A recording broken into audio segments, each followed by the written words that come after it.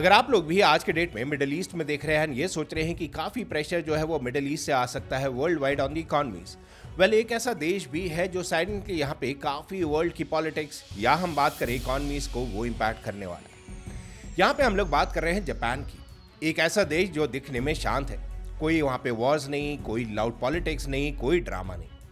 लेकिन रियलिटी क्या है? ये कंट्री क्वाइटली पूरी दुनिया की इकोनॉमी को शेक कर रहा है। स्टॉक मार्केट हिल रहे हैं, करेंसीज अनस्टेबल हो रही है और सबके पीछे एक साइलेंट प्लेयर है एंड ये प्लेयर है जापान। अब आप लोग भी इसको सुन के हैरान होंगे कि जापान जिसकी कोई न्यूज़ कोई आर्टिकल कहीं पे भी नहीं है, वो कैसे और कोई इसके बारे में बात क्यों नहीं कर रहा। वेल आज इस वीडियो में हम लोग समझेंगे ये फाइनेंशियल गेम ऑफ जापान जो आपके न्यूज़ में कभी क्लियरली नहीं बताया जाएगा। क्यों नहीं बताया जाता इसके बारे में भी बात करेंगे, बट पहले यहाँ पे जानना जरूरी है रिगार्डिंग जापान। जापान जो है वो दुनिया की थर्ड लार्जेस्ट इकॉनमी है, लेकिन एक शॉकिंग फैक्ट सुनो, जापान का डेब्ट उसकी इकॉनमी से 250% ज़्यादा है।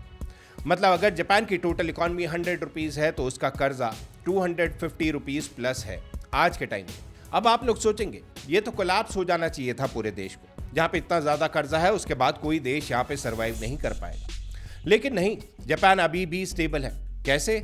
यहीं से स्टार्ट होता है वो अमेजिंग गेम जो जापान पूरी दुनिया के साथ प्ले कर रहा है। जापान का एक सेंट्रल बैंक है बैंक ऑफ जापान, जो एक डेंजरस स्ट्रैटेजी यूज कर रहा है एंड वो स्ट्रैटेजी यूज कर रहा है ऑफ अनलिमिटेड मनी प्रिंटिंग। इसको बोलते हैं क्वांटिटेटिव ईजिंग।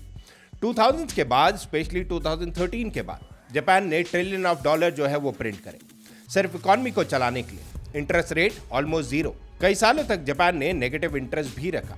मतलब अगर आप बैंक में पैसा रखो तो बैंक आपको इंटरेस्ट देने के बजाय आपको चार्ज करेगा।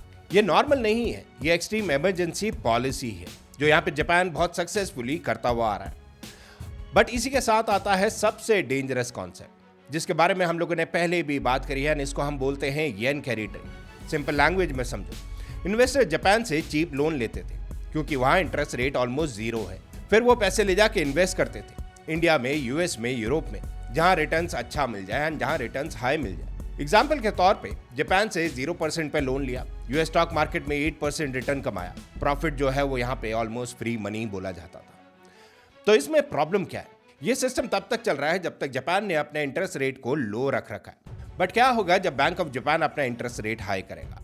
एंड इस चीज के बारे में आप इमेजिन जरूर करिए। जापान सडनली बोल दे इंटरेस्ट रेट बढ़ रहे हैं, तब क्या होगा? वेल जो इन्वेस्टर ने चीप लोन लिया था उन्हें सडनली लोन महंगा पड़ने लगेगा। वो पैनिक में अपनी इन्वेस्टमेंट्स बेच देंगे, चाहे फिर वो यूएस स्टॉक्स हो, क्रिप्टो हो या कोई इमर्जिंग मार्केट्स हो, सब गिर सकता है एक साथ। ये डोमिनो इफेक्ट क्रिएट करेगा। 2008 जैसा क्रैश का रिस्क यहाँ पे हो सकता है। बट इसी के साथ हाल फिलहाल की एक न्यूज भी आप लोगों ने देखनी एंड उस न्यूज के बारे में हम लोग बात करते हैं। यहाँ पे आईएमएफ की एक रिपोर्ट के अकॉर्डिंगली यहाँ पे आईएमएफ एक्सपेक्ट करता है पेस ऑफ जापान से interest rate hike to speed up slightly.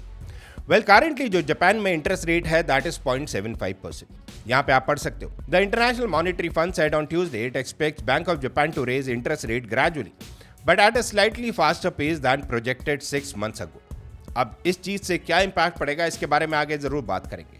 After Japan's economy expanded 1.2% in 2025, growth is projected to slow down to 0.7% in 2026 and 0.6% in 2027. The IMF said the World Economy Outlook report roughly unchanged from the forecast in October. यहाँ पे बोला जा रहा है जो Japan है अपना interest rate को अराउंड 1.5% तक ले जा सकता है। In Japan the policy rate is projected to gradually rise a slightly steeper climb than thought in October 2025 towards a neutral setting of around 1.5%, the reports added. And ये 1.5% जो है वो काफ़ी भारी पड़ सकता है काफ़ी इकॉनमीज को वर्ल्ड वाइड। जहाँ पे हम 0% की बात करते हैं वहाँ से 0.75% जहाँ पे इंटरेस्ट रेट हाइक हुआ, वेल इकॉनमीज ने वो सफ़र ज़रूर करा। अब यहाँ पे बात कर रहे हैं 1.5% तक यहाँ पे इंटरेस्ट रेट जो है वो जापान का जा सकता है। बैंक ऑफ जापान जो है उसको वहाँ तक ले जा सकता है। बट खाली ये बात नहीं है, यहाँ पे बात होती है जापान की करेंसी को लेके भी। जापान की करेंसी येन भी एक प्रॉब्लम बन चुकी है। येन काफ़ी वीक हो चुका है रिसेंट ईयर्स में। एक टाइम था जहाँ पे $1 की जगह आपको 100 येन जो है वो मिलते थे, अब वो 150 प्लस येन हो चुके। मतलब जापान अपनी करेंसी को इंटरनेशनली वीक कर रहा है। अब ये क्या वो इंटेंशनली कर रहा है? क्यों कर रहा है? वेल एक्सपोर्ट्स बूस्ट करने के लिए, लेकिन इसका साइड इफेक्ट भी है, ग्लोबल करेंसी वॉर, जहाँ पे कंट्रीज जो है वो कम्पीट कर रहे हैं अपनी करेंसी को वीक रखने के लिए। उसका रिजल्ट क्या है? Well global instability is the first thing जो आपके दिमाग में आना चाहिए। बट इसी के साथ एक और क्वेश्चन आता है एंड एक और शॉकिंग फैक्ट जो है वो हमारे सामने आता है। जापान जो है वो दुनिया के सबसे बड़े फॉरेन इन्वेस्टर्स में से एक है। वेल डायरेक्टली ना चाहे वो इनडायरेक्टली हिस्से जापान के banks are funds, US bonds, यहाँ पे ग्लोबल एसेट्स की बात करें, सब में यहाँ पे जापान जो है वो इन्वेस्टेड है। मतलब अगर जापान अपने एसेट बेचना स्टार्ट कर दे, ग्लोबल मार्केट जो है वो हिल जाएगी। एंड यही एक रीजन है कि कोई इसके बारे में बात नहीं कर रहा। सबको पता है ये रिस्क, लेकिन कोई ओपनली बात नहीं करता है। क्यों नहीं करता है? क्योंकि अगर पैनिक स्प्रेड हुआ तो सिस्टम यहाँ पे कोलैप्स हो सकता है। इसलिए सब क्वाइटली होप कर रहे हैं कि जापान इस सिचुएशन को हैंडल कर लेगा। बट क्या ये एक स्ट्रैटेजिक आउटलुक था फ्रॉम जापान? क्या ये जापान का एक स्ट्रैटेजिक मूव है जिसकी वजह से काफी इकोनॉमीज में इसका असर जो है वो बहुत क्लियरली यहाँ पे नजर आ सकता है? बट इवेंचुअली जापान यहाँ पे कोई विलन नहीं है। वो एक शांत देश है जहाँ पे कोई पॉलिटिक्स नहीं होती, कोई वॉर नहीं होती, लेकिन उसकी पॉलिसीज वो यहाँ पे एक साइलेंट ग्लोबल रिस्क बन चुकी है। आज नहीं, कल नहीं, लेकिन अगर ये सिस्टम क्रैक हुआ तो इसका इम्पैक्ट पूरी दुनिया जो है वो फील करेगी। चाहे फिर वो स्टॉक मार्केट हो, जॉब्स हो, इकोनॉमी हो, सब कुछ में उसका इम्पैक्ट जो है वो बहुत क्लियरली नजर आएगा। इसलिए समझना जरूरी है, रियल वॉर जो है वो गन से नहीं होती, मनी से होती। यूएस को जहां पे हम आज के टाइम में बोलते हैं दी फाइनेंशियल जायंट, उसने भी काफी पैसा जो है वो जापान से ले रखा है।